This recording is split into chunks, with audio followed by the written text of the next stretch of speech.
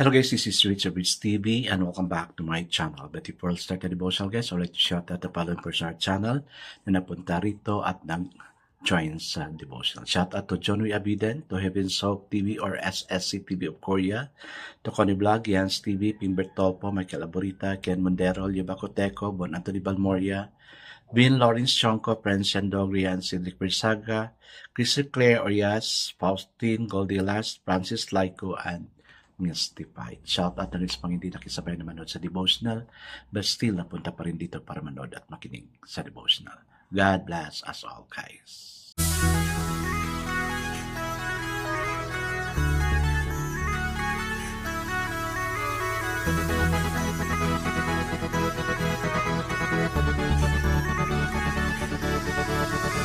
Rich TV, where you heard it, number one is on the top.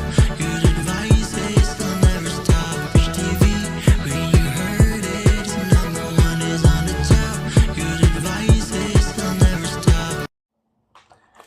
Hello guys, kumusta po? No, it's Wednesday at sana nakapagsimba na ang lahat, no? Kasi may mga churches na open for simba, prayer meeting, kaya wag natin kaligtaan na may connection tayo kay God, no, kay Lord, every midweek of the week. Kaya kailangan natin yan, no? I guess as a proceed to our devotional, let's open the Bible to 1 Corinthians chapter 12 verses 12 to 20. And still guys, I'm using the devotional study Bible because the words used is so simplified na maintindihan talaga natin. Okay, the word of the Lord in 1 Corinthians chapter 12 verses 12 to 20 says, the body is a one unit, though it is made up of many parts, and though all its parts are many, they form one body. So it is with Christ. For we were all baptized by one Spirit into one body, whether Jews or Greek, slave or free, and we were all given the one Spirit to drink.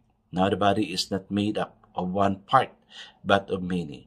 If the foot should say, because I am not a hand, I do not belong to the body, it would not for that reason cease to be part of the body. And if the ear should say, because I am not an eye, I do not belong to the body, it would not for that reason cease to be part of the body.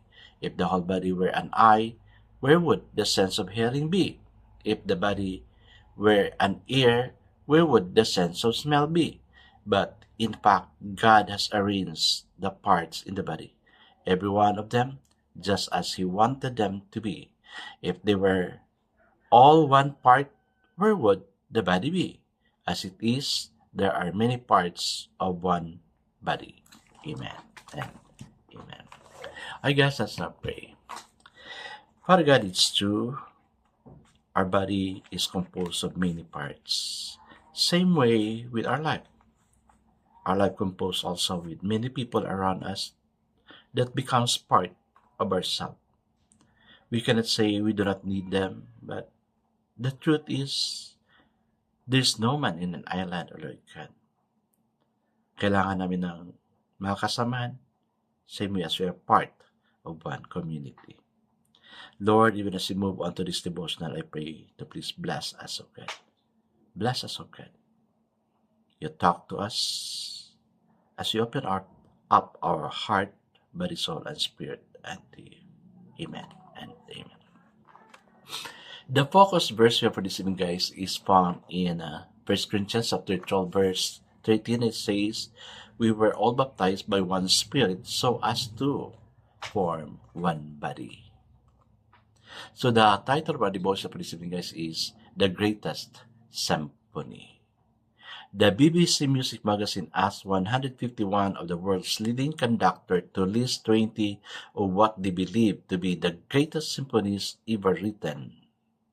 Wow, I like these orchestras. No? Kasi mahilig ako sa mga choir, no? So Beethoven's third Eroica come out on top. The work, whose title means heroic, was written during the turmoil of the French Revolution, but it also come out of Beethoven's own struggle as he slowly lost his hearing. Oh, wow, sayang, no? Ang galing pa naman ni Beethoven. I really like all those mga music niya, no? Okay, the Hallelujah Chorus, yan yung favorite ko sa kanya. So sad, no? Nawala yung hearing niya. Okay, the music evokes extreme swing of emotion that express what it means to be human and alive while facing challenges.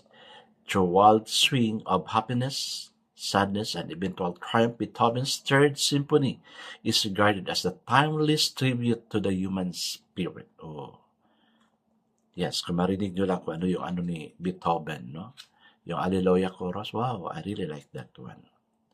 Paul's first letter to Corinthians deserves our attention for similar reason. Through inspired words rather than musical scores, it rises in blessing. Again, in the unison of gifts, people working together for one another and for the glory of God. Wow! Para din tayo music, no? Okay. The difference is that here we see the triumph of our human spirit as a tribute to the Spirit of God. As Paul urges us to experience together the inexpressible love of Christ, he helps us see ourselves as called together by our Father, led by His Son, and inspired by His Spirit, not for noise, but for our contribution to the greatest symphony of all. Kasi if you are going to listen to the music, no, parang orchestrated talaga yan, naka-arrange yan, no. Kaya masarap siya pakinggan, no? Maganda pakinggan kasi we really enjoy music, no. I even challenged my pamangkin to join the choir because he was challenged to really join. Sabi niya, ay, hindi, maganda yung boses ko. Sabi, no, hindi sa kagandahan ng boses yan. Kung sintonado ka, well, the Lord will really repair that, no? In order to blend your voice to the whole of the choir. Kasi ganyan yung music, no? Sa buhay natin, guys, there are those things na hindi natin magagawa. Kaya, we also need the help of other people. Wow. If I can just imagine ba na if all people work together for one purpose, madali siya, no? There is joy kasi parang ang ano is makukulangan pa ng trabaho. Especially if there is food, o di ba? After work, nag-enjoy ka pa ng pagkain ng food mo. Kaya, yun, ganyan ka-orchestrated, ganyan ka-arrange si Lord, no? If Beethoven arranged his music well, gabi, no? I really can't imagine how he arranged the music, yung mga tunog-tunog dyan, no? Tunog ng guitar, ng drum, ng cymbals, o ng organ, ng piano, meron pang tuno ng nagkakanta. So, well, that is very organized. Same way, sa part ng body natin, do you think you can still move on if a part of your body is aching? Of course. Parang you will become stagnant, no?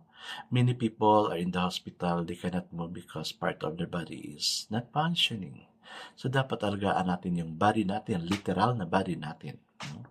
Yung sabi ni Lord, because I'm not an eye, so I do not belong to that, no? Yung ears kasi, no? But, paano ka naman makarinig? If lahat lang ng eye, walang ears, di ba? So, naka-position lahat yan. Same way with our relationship, no? Teacher, friend, o student, so, naka-blend na yan kasi kailangan natin yan. I guess let's now pray.